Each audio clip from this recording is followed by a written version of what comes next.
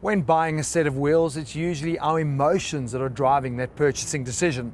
How the car looks is critical. Actually, no, more importantly, how do I look while driving the car? And then there is status. What statement am I making? Now, these are factors that don't really come into play when you're buying one of these.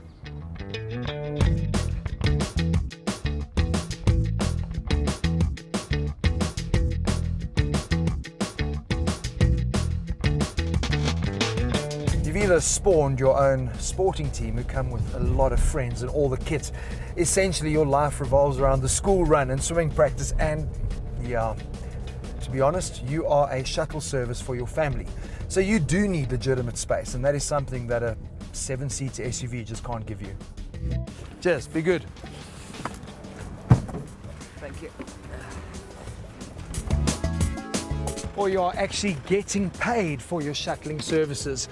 Perhaps you are ferrying hotel guests around. Maybe you're doing airport transfers.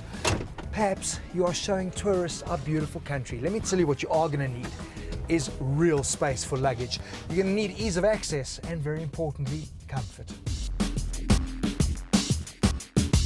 So how do they compare on the drive? Well, I'll be behind the wheel giving you my driving impressions, while our producer Sean is going to be in the lap of luxury in the back talking to us about the comfort. Are you ready? Yeah, let's do it. Let's go, boss.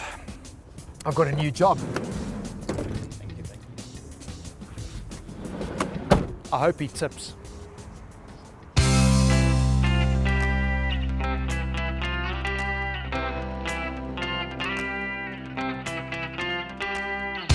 So Hyundai offer the H1 in two derivatives, a 2.4 litre petrol with a 5-speed manual transmission.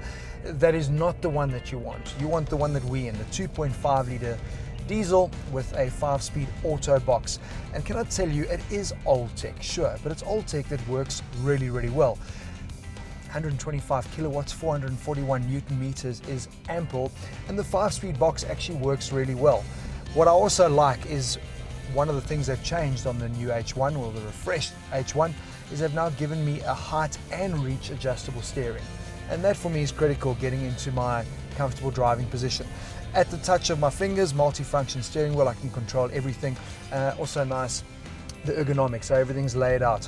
I've got my touch screen that is new to the H1, connect my phone via Bluetooth, and everything is right there and accessible.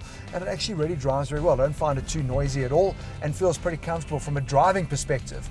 But it's not all about the driver, it's also about the passenger. Sean, how are you doing in the back?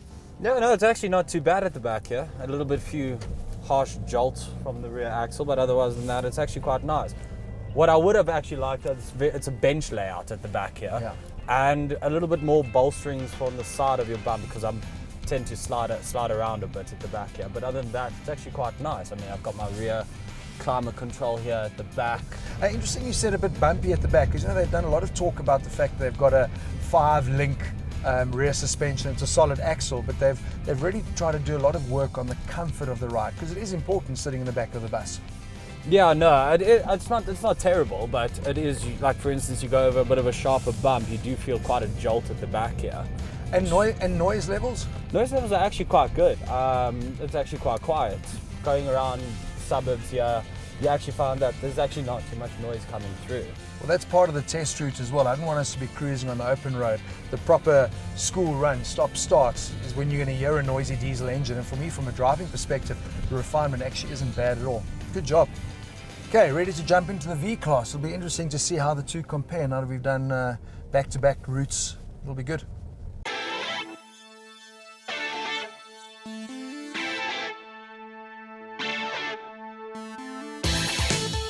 Well, Merc doesn't even bother offering a petrol derivative, because I know if you are in the market for a vehicle like this, diesel is the way to go. They've got one diesel engine, a 2.1 litre, but in 3 different power options. So you can get the V200, the V220, or the V250, which is the one that we are in. Very interesting, very similar torque figures to the H1.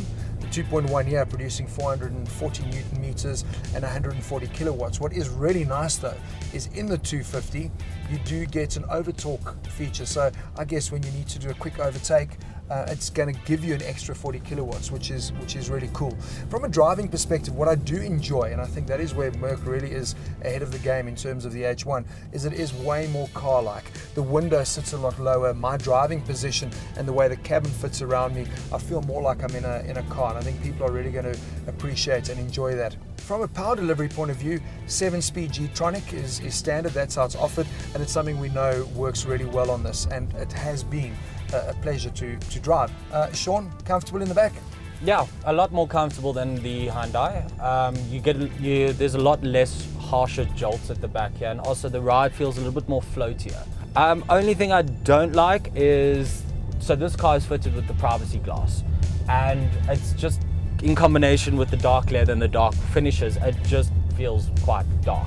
Welcome to the world of avant-garde, because that is that whole VIP rockstar status. The avant-garde gives the black trim, which I think some people will like, but I know what you mean. It feels like you are a little bit claustrophobic. But you did mention you would have liked more bolstering on the bench seats in the H1. Obviously a slightly different combination here. It's almost like a semi-bench seat in the back for you. A lot more comfortable? Yeah, a lot more comfortable. It's a lot more cushiony, and there's a bit more side bolstering, which is actually quite nice. It feels like I'm definitely sitting in a seat and not on a bench, which is quite nice. But from an overall sound NVH perspective, I mean, I don't hear much difference between the Merc and the Hyundai from the engine perspective. That's from me up front. What's it like in the back? Does it feel like it's a little bit more premium in terms of its overall insulation and NVH? Not really. I think it's pretty much on par. I mean, it's negligible if there is a difference, to be quite honest with you. I think both were actually quite quiet and quite comfortable to sit in, especially around town, especially in these suburban roads. You don't actually notice too much of a difference. So yeah, I think that's more of a big ups to Hyundai than it is to Mercedes-Benz, to be honest with you.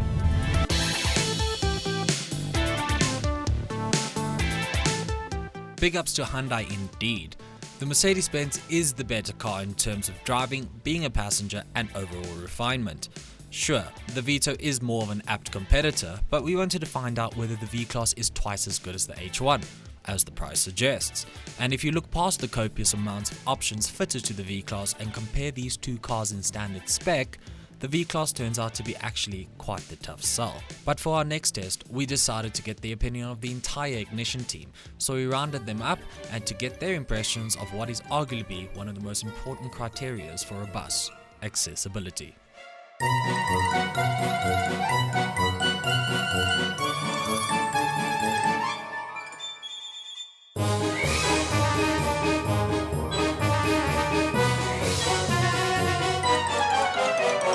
How easy was it accessing the Hyundai H1? It was pretty easy. I mean, just found the pulling levers, got in, got out. It's pretty easy. And what do you think about the interior, the comfort of the seats, the air vents, all that type of stuff? I mean, I think the seats are pretty cool. I just don't like the leg room. I'm not quite a tall girl, but for somebody taller than me in the back, they could, not be so comfortable. But there's air vents for all four of us. I think just adding on to the tall girl thing, I am a tall girl, and I'm just looking at this. I wouldn't be able to make it to PE with this space. It's it's quite tight. Yeah, a bit tight.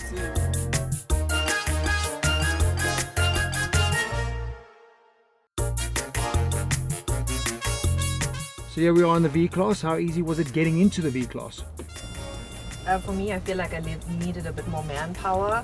Everything was quite heavy, so I did struggle a bit to get in and out of the V-Class. Yeah, Who feels the same way?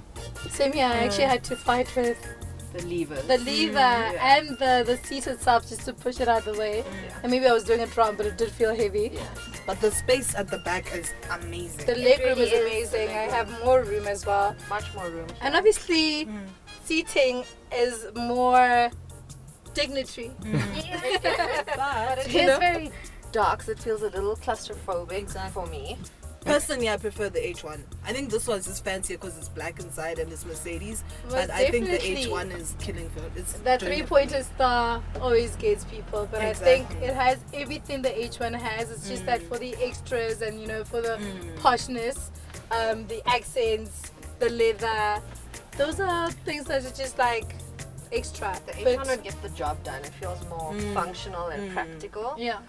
This is a bit poo-poo. In terms of accessibility, I think the H1 is better.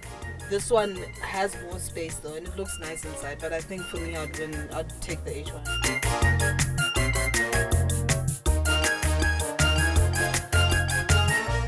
How good are Ignition girls? They know their stuff, eh? So anyway, to recap, top spec Avant-Garde 250 is double the price of Hyundai's H1, but is it twice as good? No, it isn't. Sure, the V-Class is the one that I'm going to love driving, but at that price, it seems hard to justify. Then you start taking out those things that make it feel really good, those luxurious items that come with the Avant-Garde, and you buy yourself a base level V-Class. Well, then the argument's done and dusted. It's H1 all the way. And that's why, since 2009, when it was brought to market, they've sold 14,500 of these. You see them all over the road, because whether you are an average family guy or you're a business owner, this just makes sense.